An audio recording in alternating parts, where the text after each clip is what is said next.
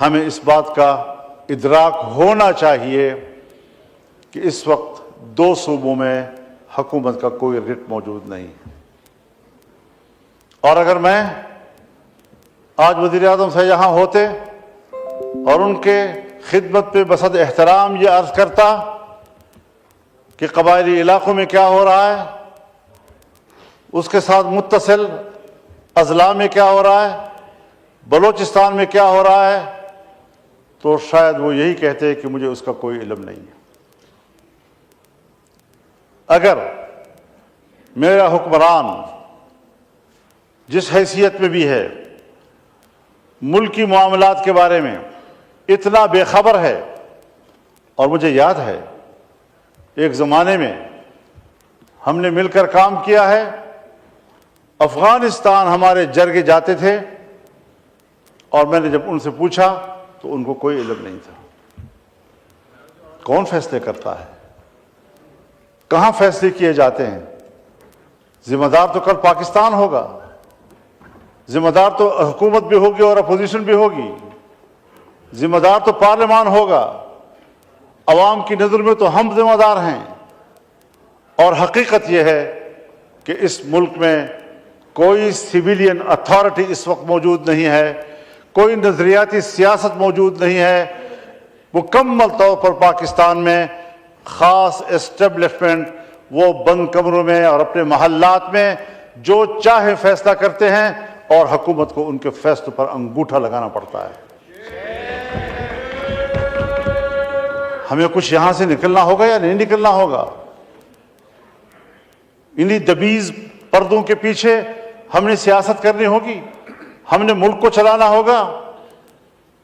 جناب اسپیکر،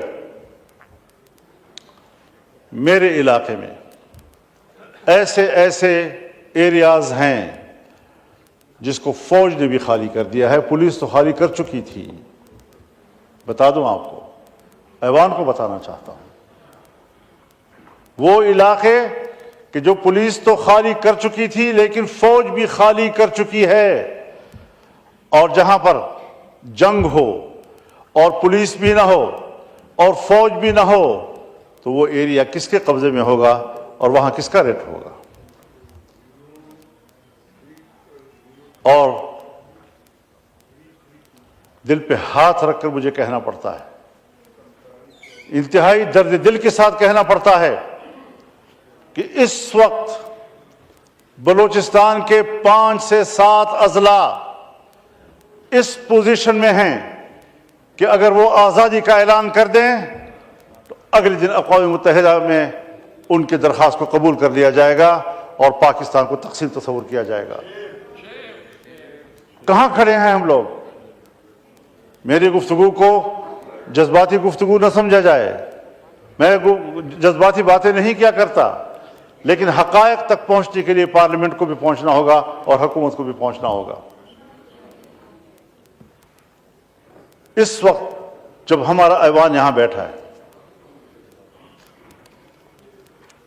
صوبہ خیبر پختونخوا کے جنوبی اضلاع، اس وقت وہاں کوئی حکومت نہیں ہے، وہاں کوئی پولیس نہیں ہے، پولیس چوکیاں اندر سے کنڈے لگا کر بند کر دی گئی ہیں اور پولیس عملہ اس میں محصور ہے، اور سڑکیں اور علاقے اور گلیاں یہ مسلح قوتوں کے ہاتھ میں ہیں۔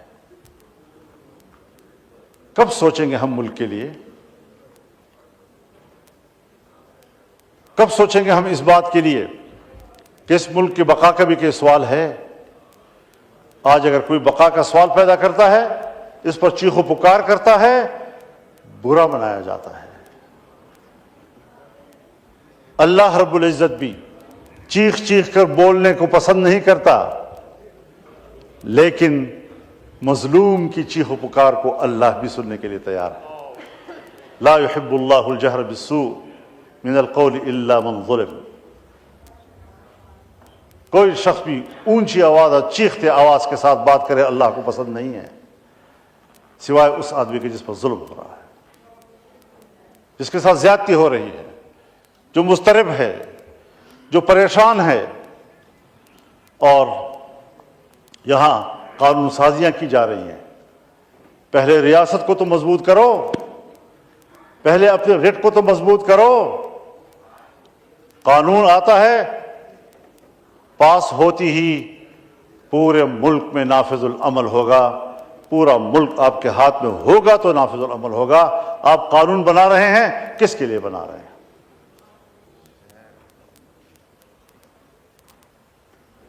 صوبوں میں اسمبلیاں ہیں, لیکن صوبوں کی اسمبلیاں بھی عوام کی نمائندہ نہیں ہیں. اور جب بغاوتیں پیدا ہوتی ہیں,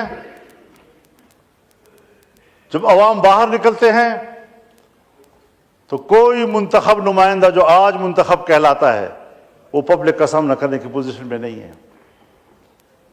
خواہ چیف پوزیشن کیوں نہ ہو, وہ عوام کا سامنا کرنے کی پوزیشن میں نہیں ہے. آپ کا ممبر پارلیمنٹ عوام کا سامنا کرنے کی پوزیشن میں نہیں ہے. آپ کا منسٹر عوام کا سامنا کرنے کی پوزیشن میں نہیں ہے, کیونکہ عوام اس کو اپنا نمائندہ نہیں سمجھ رہا. جنگ ہے نظریات کی اور اتھارٹی کی. سیاست میں جنگ نظریات کے ساتھ ہوتی ہے, تھیوریز کے ساتھ ہوتی ہے.